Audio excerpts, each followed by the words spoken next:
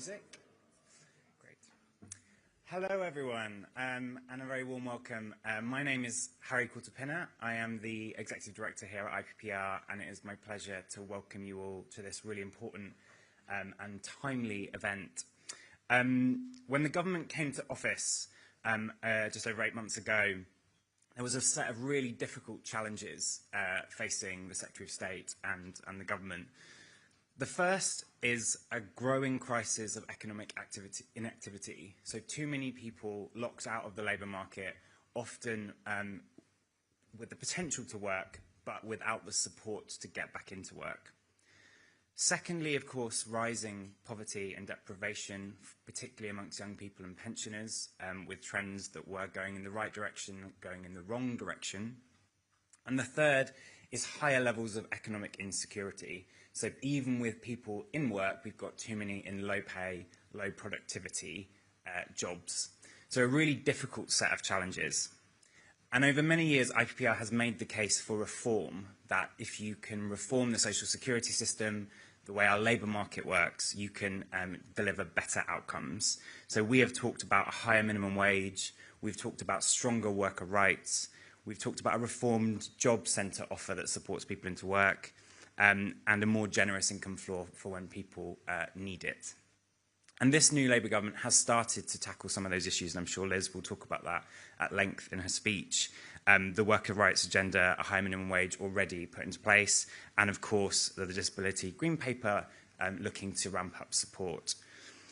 But the fiscal constraints the government is under, some imposed by the markets and the inheritance, some self-imposed, has meant that the context for this reform is really difficult, and there are really difficult choices that the government is facing. And there has been obviously criticism over the last few months of some of those decisions. And the point of this event here today is for to give a platform to the government to talk about the reforms that it's delivering, what it's trying to achieve, and to debate some of those choices and challenges and what lies ahead. And we're delighted to be hosting the Secretary of State to have that conversation. It's a really important conversation for the future of the country. Before I hand over to the Secretary of State, I would like to introduce Dominic Jones. At IPPR, we take designing policy with those people who are using the services and that benefit from the services really seriously. It's really important. And Dominic is someone who has experienced the job centre and the social security system recently, and he's going to say a few words about his experience. I'm going to hand over to you first, Dominic.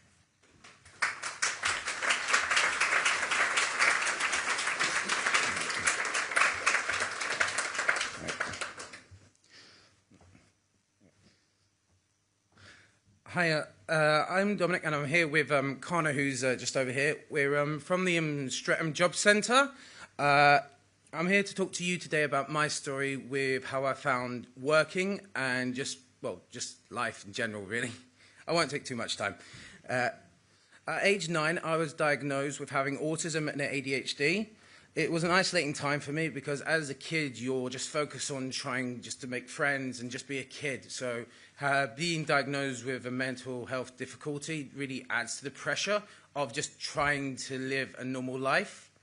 And it was very difficult at school as well because I always felt like I was very different to a lot of other kids.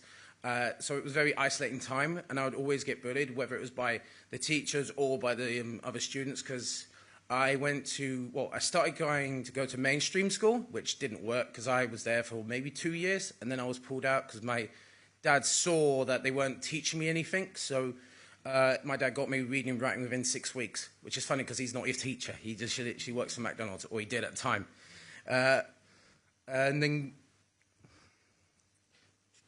And then at 16 or 17, I don't remember specifically what age, but around about that, I was then taken into the care system due to difficulties at home because I'm not able to live with my family through many sorts of different reasons. And whenever the topic came up at school about where I live, because kids, they are so curious, as we all know, kids are cruel, whether they mean to or not. And they always ask me about my home situation. I'd always say that I live with myself or live by myself because it was easier and it felt less embarrassing to say that I was a care kid. And then also because of the family struggles as well, it's become a huge barrier for me to finding work, again, because of the family difficulties and the fact that I'm the only one in my family that struggles with mental disabilities, not mental health, because we all struggle with that. And it's all important that we do take time to literally help ourselves with all sorts of issues that are going on in the world. It just adds to it with the pressures of finances on top of, trying to run a family.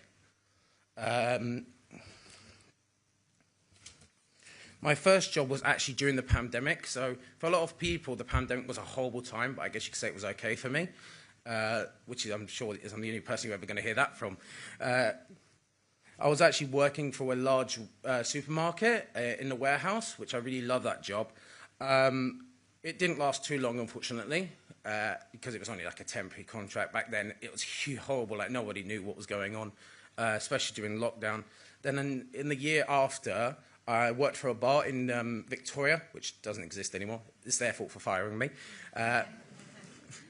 because I was actually in charge of making sure the bar was stocked, serving customers like soft drinks, some alcohol, but not cocktails. And the customers actually kept coming back when I was on shift, which shows that shows that they liked me.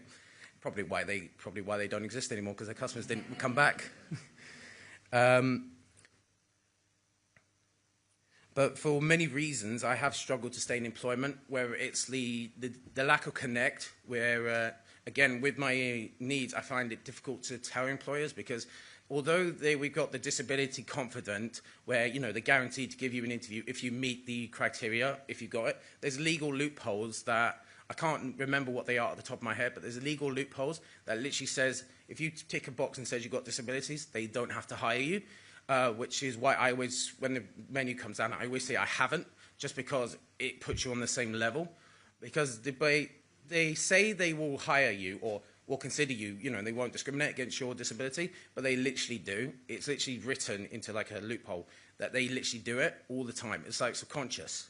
And unfortunately, no matter, until employers actually are forced to make an actual proper law, it's going to keep happening, which is why that needs to be changed. But at the moment, I have actually got a job now, a new job, which I'm starting later today, actually.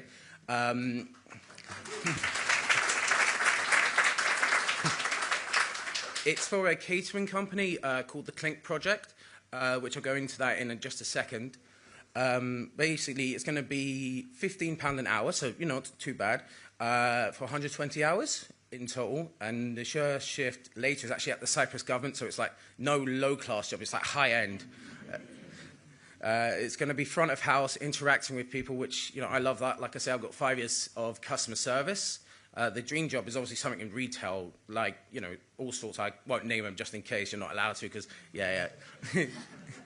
But that's the dream job, just because I find that despite my history, I would say actually because of my history, it's given me more the reason to why I want to help people, because I was put in a dreadful situation for about 8 years, because as it is, I'm a care leaver, which I'm dealing with some issues at the moment around tax and stuff, but the social work I've got now is helping me with that, just because you're not supposed to pay tax if you're under 24 and, under 25 and you care leaver.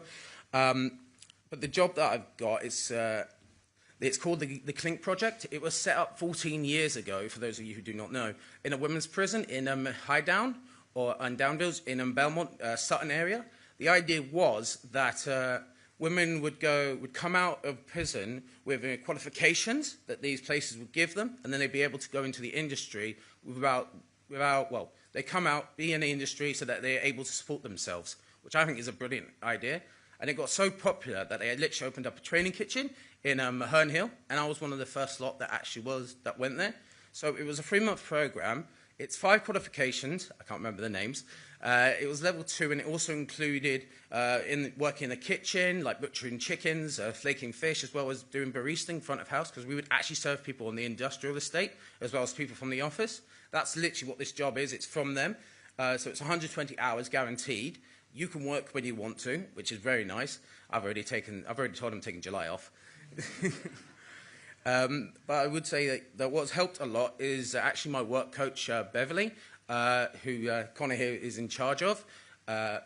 She also has autism like me, and that's what I think has helped, because if you have people that actually understand the diagnosis, like the job market's already horrible, we all know that. But if you have somebody that actually understands how truly difficult it is for like autistic people, we feel we have more difficulties than say neurotypical people, and so we find it, well, we struggle a lot harder to stay in work for whatever reasons. I can't give specific because everyone's different. But I found it with Beverly, because she understood the autism, because she's autism and she's got an autistic son herself, she understood the market a lot better than, say, any minister could, because she's been in there. She's struggled with it. So that's why I think that's why I'm glad she gave me this opportunity, just because, like I say, she understood and she knew how great it was, so she sort of pushed me to doing it. Because we all know examples, not everyone, but we know examples where people will get these opportunities and they'll just go like, no, I don't want to do it, I want to stay on benefits. Like, personally, I hate benefits and I want to be off of it and actually earn my own money, because I never want to be rich unless I've earned that. Because getting free money doesn't feel as good as earning it, because you get bored very quickly. So if you're constantly having a job that provides a satisfying, well, a job that you like, it doesn't feel like a job. Plus, you're earning your living for yourself, and you can have fun at the same time. So you can mix your social and professional life together. Obviously, don't mix it too much, but like no office romance. But that's why, but I would like to take this opportunity to thank the Job Centre, specifically the Streatham one, because I have had different ones. I used to live in Croydon and Thornton Heath, which, although there were some good ones there, they're not as good as the Streatham Job Centre. And I think that just comes down just to random luck. Like, if you hire more people with the more diagnosis, which is why you need a whole range of diverse people in the job centre so that they can understand everyone's needs, because you can't have the one fit suits all. That doesn't work. But I would like to take this opportunity to say thank you to the job centre, and also thank you for the Clink project for giving me the opportunity. And very quickly, just because it'd be wrong if I didn't mention this, I am from Croydon, and it's actually amazing to think someone like me, who's from Croydon, as we all know, Croydon's got a certain reputation. It seems incredible to think that someone like me from Croydon's actually being able to speak here and actually get to speak to all of you and interact with the Secretary of State, because having a job and doing this feels like sort of like I belong now in this world. Thank you very much.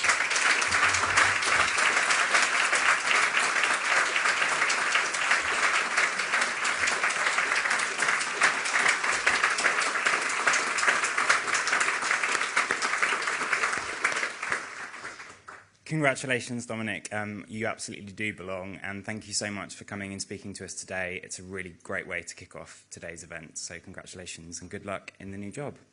I'm now going to welcome Liz Kendall, Secretary of State at the DWP, one of IPPR's most esteemed alumni, to come and talk to us about the government's reform agenda. So welcome, Liz. We're delighted to have you.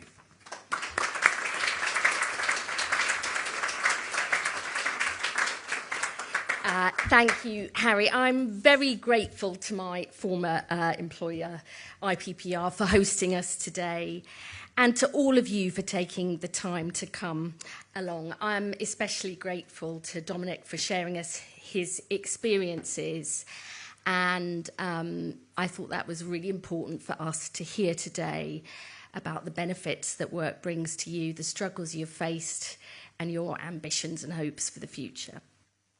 I want to talk about the government's welfare reforms, how they will help transform people's lives as part of our plan for change, how they follow in the footsteps of the great reforming Labour governments of the past, rooted in our enduring values of fairness, equality and opportunity, how these reforms will help ensure our welfare state is sustainable for the future, and how I believe they're crucial to fighting the rise in populist politics, which offers easy but empty solutions to the people we came into politics to serve.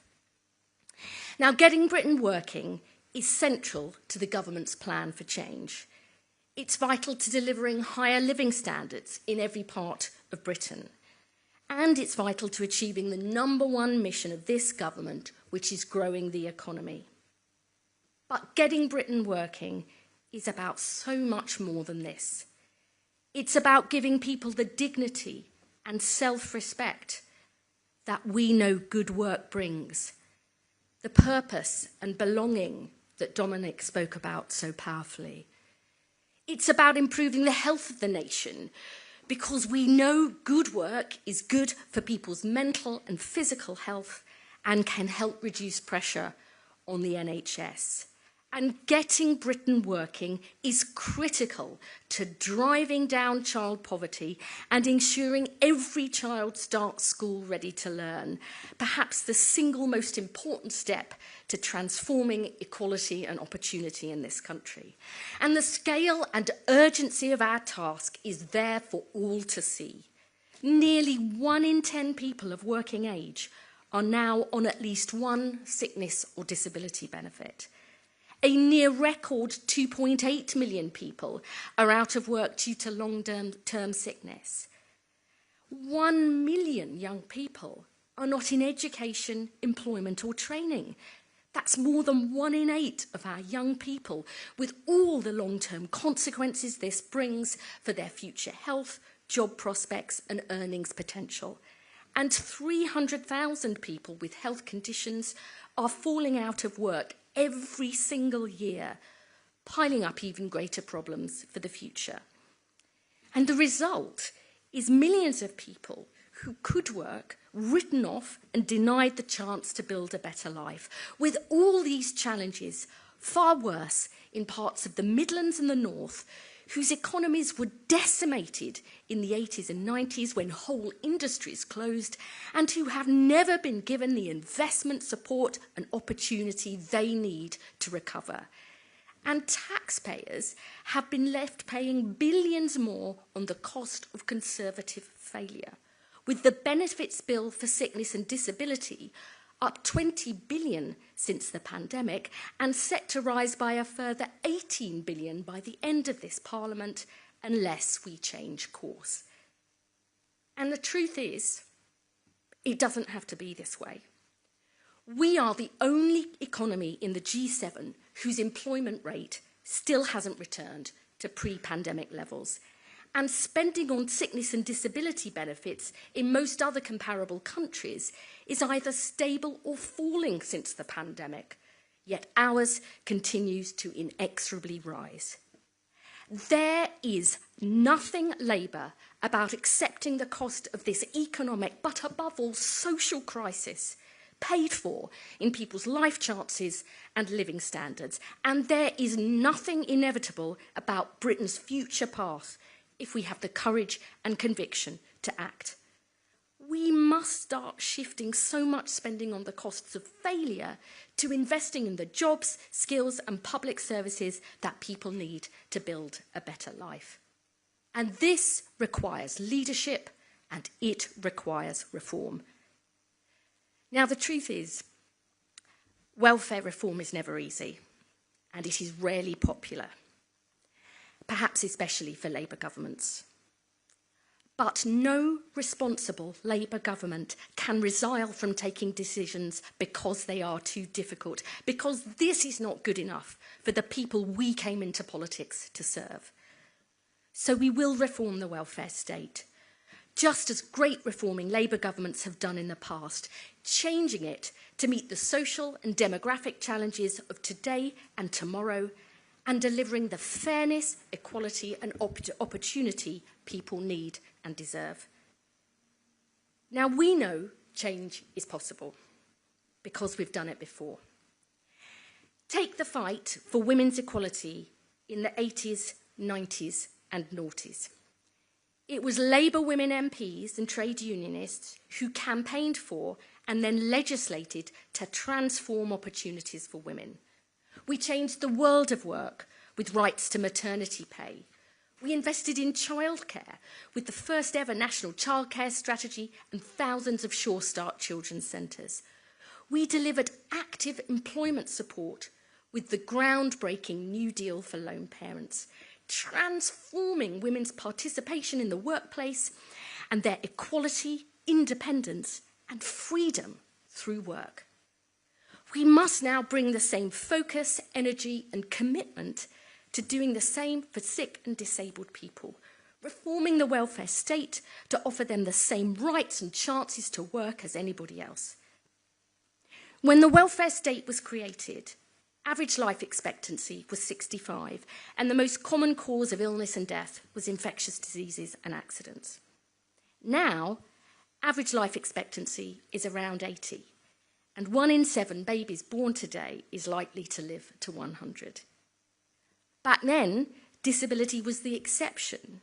Now 1 in 4 of us self-reports as disabled, and 1 in 3 of us will have a long-term health condition. But the welfare state has simply not kept pace with these changes. Our benefit system in particular forces too many sick and disabled people into a binary choice of can or can't work, when we know many people's physical and mental health conditions fluctuate, and many sick and disabled people want to and need to work. The system then writes people off and traps them without offering any help or support. The number of people on the health top-up of universal credit is set to rise by 50% to 3 million by the end of the decade, and the number of people on personal independence payments is set to more than double to 4.3 million. There are now 1,000 new PIP awards every single day. That's the equivalent of adding a city the size of Leicester every single year. This is not sustainable or fair for the people who need support and for taxpayers. So unless we reform the system to help those who can work to do so, unless we get social security spending on a more sustainable footing, and unless we ensure public money is focused on those with the greatest need and is spent in ways that have the best chance of improving people's lives, the risk is the welfare state won't be there for people who really need it in future. That is why we are grasping the nettle of reform, not for the sake of it, but to ensure the welfare state lasts for generations to come. Now, we have already made huge strides in getting Britain working and growing again. We're improving the quality of work and making work pay with our landmark employment rights bill. We're creating more good jobs in every part of the country, from clean energy to construction and through our modern industrial strategy. And we are investing an additional £26 billion this year to drive down waiting lists, because getting people back to health is crucial to getting them back to work. But we also need big changes in our system of social security and employment support to deliver greater fairness and opportunity. Our plans are based on 3 clear objectives. First, overhauling the system to help those who can work get into work and stay in work. Last autumn, our Get Britain Working white paper kicked off the biggest reforms to employment support in a generation, backed by an additional £240 million. Overhauling our job centres to create a new National Jobs and Careers Service and shift the focus away from benefit administration alone. Investing in 16 new trailblazing programmes right across the country, led by mayors and local areas, to join up work, health and skills support, ensure every young person is earning or learning, and to tackle the scar of economic inactivity. This spring, we announced a further £1 billion a year in our new Pathways to Work offer, along with programmes like Workwell, Connect to Work, which is being rolled out to the whole of England and Wales by December, and freeing up 1,000 work coaches to support sick and disabled people. Pathways to Work will guarantee a comprehensive offer of health, work and skills support for anyone who needs it, rolling out from next April when our benefit changes start to come in. The biggest ever package of support for sick and disabled people. To underpin these changes in employment support, we're also creating a more proactive pro-work system. We're consulting on a new unemployment insurance to provide a higher rate of time-limited income protection for people who lose their job but have paid into the system. We're scrapping the failed work capability assessment and the Conservatives' discredited WCA plans to help end the binary can-can't work divide.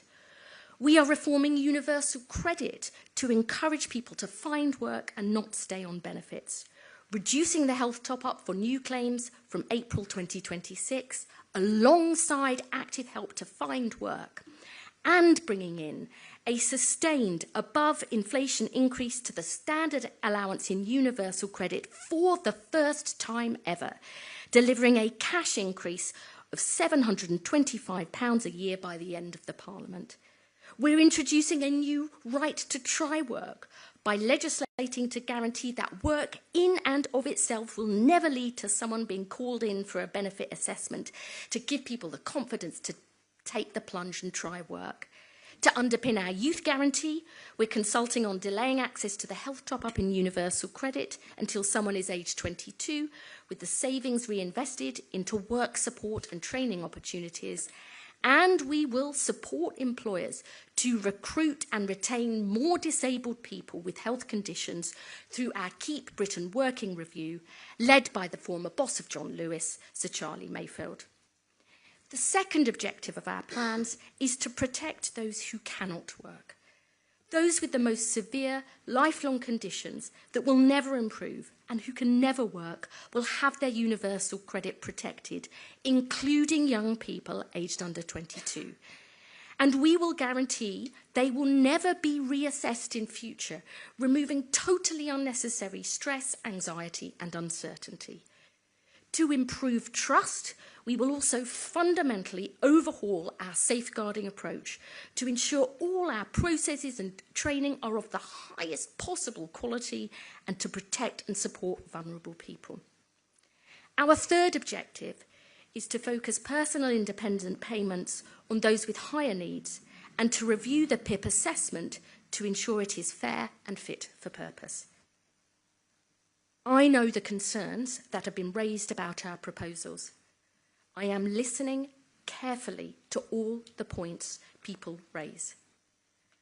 But 9 out of 10 people claiming PIP at the point when the changes come into force in November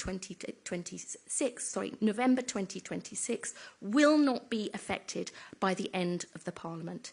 And even with the changes we are making, there will still be 750,000 more people receiving PIP by the end of this Parliament than there were at the start. And spending will be £8 billion higher than it is now, rising faster than GDP and faster than spending on public services. In making our changes, we are preserving PIP as a vital cash benefit that makes a contribution towards the extra cost of living with a disability, not means testing it and not replacing it with vouchers as the Tories proposed. We are consulting on how best to support those who will no longer be eligible, including so their health and care needs are met. We will improve the experience of those going through the PIP assessment, switching back to more face-to-face assessments and recording them as standard. And we have begun the first review of the PIP assessment in more than a decade, including the descriptors, and in consultation with disabled people and the organisations that represent them to ensure it is fair and fit for purpose. Taken together, our measures will reform the system to support those who can work to do so, to protect those who cannot, and to help ensure our welfare state lasts for generations to come. I want to finish by saying this. When I travel around the country, I know the places with the highest levels of economic inactivity and the largest number of people on sickness and disability benefits are the same places with the worst health, lowest life expectancy and fewest opportunities. The villages, towns and cities, especially in parts of the Midlands and the North, whose economies have still not recovered from the 80s and 90s, where economic demand remains weakest. Places that are full of talent and ambition, but which need the investment in jobs, infrastructure, skills and public services to build a better life for themselves and their communities. People in this country rightly demand change. But populist politics, the politics of division and easy but empty solutions, won't deliver the change people are crying out for. They need real hope built on real solutions. And that is what this Labour government is doing, tackling problems that have been ducked or ignored for too long, because the failure to do so is precisely why people think politics doesn't matter and that politicians are all the same. Change of this scale isn't easy, but it is possible, and we know this because we have done it before. Labour's mission is to give people hope tomorrow will be better than today, that we will create the jobs, opportunities and public services people want and deserve, because a future dependent on benefits alone is not good enough for people in Blackpool, Birkenhead or Blaenau Gwent. I am confident we will deliver, because all the evidence shows hundreds of thousands of sick and disabled people want to work, that when they have a government that is on their side and provides the right support, they can get work, and that this can transform their lives. Our task is urgent, not just because we only have 4 more years of this Parliament, which is no time at all, although this is true. Not just because we must deliver real change to fight the rise in support for populists, although we must, but because the people who we came into politics to serve cannot and should not wait any longer for a chance to build a decent life, because they have waited far too long already. This is why we fought for 14 long, hard years in opposition, for the chance to change our country. So now, let's get on with the job. Thank you.